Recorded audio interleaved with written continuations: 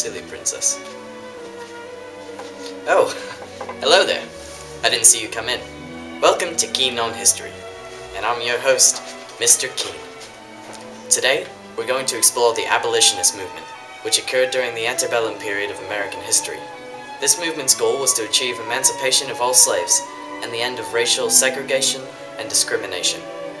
Although this goal was not achieved until much later, this movement helped make significant strides in raising these issues, eventually leading to the Civil War.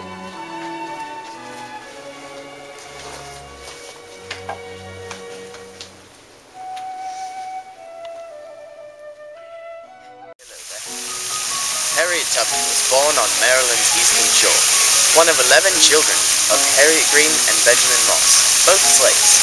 Tubman is known for the Underground Railroad, which helped other African-American slaves escape slavery into freedom. After the death of her first owner, she fled with her two brothers, afraid that she would be sold to a more severe owner. However, Tubman was forced to return after her new owner posted a reward for her and her two brothers, and her two brothers had second thoughts about leaving. One brother, Ben, believed he may have just become a father. Finally, in 1849, Harriet Tubman escaped from captivity. She fled without her husband, traveling at night and hiding by day until she came to Pennsylvania, a free state. Throughout the escape, she was aided by a white neighbor who gave her name of an Underground Railroad. Between 1850 and 1858, she led more than 300 men, women, and children to freedom, including her own entire family.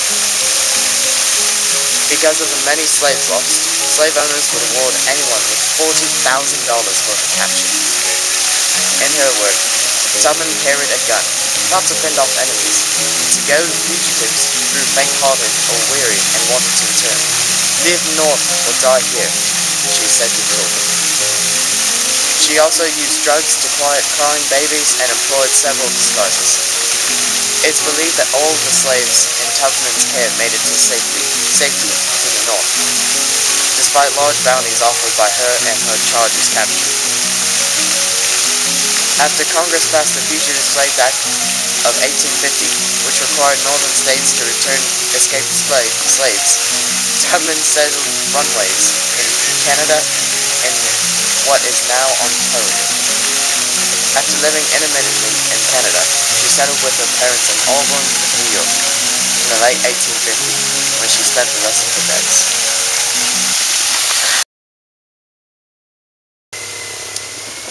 Elijah Lovejoy was an American Presbyterian minister, journalist, newspaper editor, and most importantly, an abolitionist.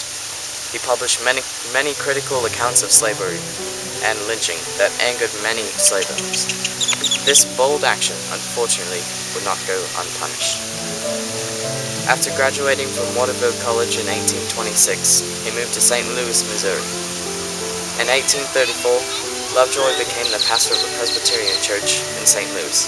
He started a religious newspaper, the St. Louis Observer, where he advocated the abolition of slavery. In 1836, Lovejoy published a full account of the lynching of an African-American in St. Louis and the subsequent trial that acquitted the mob leaders. This critical report angered some local people, and in July 1836, his press was destroyed by a mob. Unable to publish his newspaper in St. Louis, Lovejoy moved to Alton, Illinois, where he became an active member of the local anti-slavery society. 3 times, Lovejoy's printing press was seized by white mobs and thrown into the Mississippi River. In response to this, Lovejoy wrote in his paper, "We distinctly avow it to be our settled purpose, never, while life lasts, to yield to this new system of attempting to destroy, by means of mob violence, the right of conscience, the freedom of opinion, and of the press." Lovejoy received another press from the Ohio Anti-Slavery Society. When local slave owners heard about the arrival of the new machine, they decided to destroy it. A group of his 20 friends gathered in an attempt to protect both Lovejoy and his new press. However, when the mob arrived, armed with stones, rifles, and pistols, they demanded the press, and disaster broke. There was an exchange of gunfire between Lovejoy's men and the mob, killing several men on both sides, including Lovejoy himself.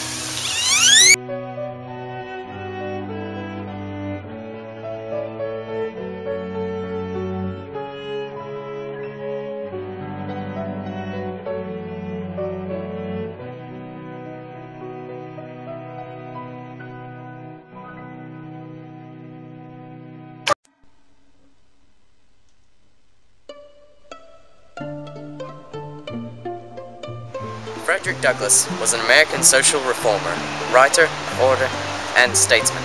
He was very important to the abolition of slavery, and his dazzling speeches changed opinions and hearts all across antebellum America. Frederick was born in a shack in Maryland. At age 7, Douglass was taken from his grandmother and sold into slavery at the Y House plantation. Douglass began to read newspapers, political materials, and books of every description, and from this he was exposed to a new realm of thought that led him to question and condemn the institution of slavery. After trying to escape from several owners, Douglass fell in love with Anna Murray, a free black from Baltimore. In September of 1838, Douglass finally escaped slavery by dressing as a sailor and boarding a train going across the border into free land. Anna Murray used the money she had in savings to cover the travel costs. After escaping slavery, Frederick Douglass married Anna Murray and moved to New York to live with her. Douglass then started to make an impact in the abolitionist world. He wrote several abolitionist newspapers, including The New Yorker and Frederick Douglass Weekly. He was a very influential figure in the abolition of slavery, and he is respected and remembered even in some European countries. During his last speech in Washington, D.C., Douglass was given a standing ovation for his talent in public speaking. Shortly after, Douglass had a massive heart attack in his hotel room and died later that day.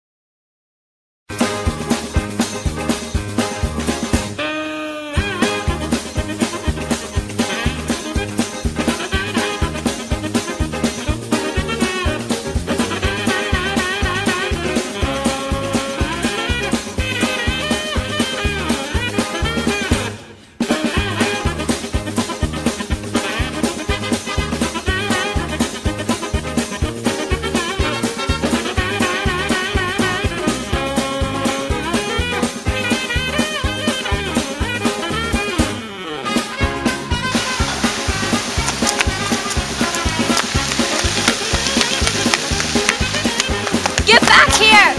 Nasty! Bitch!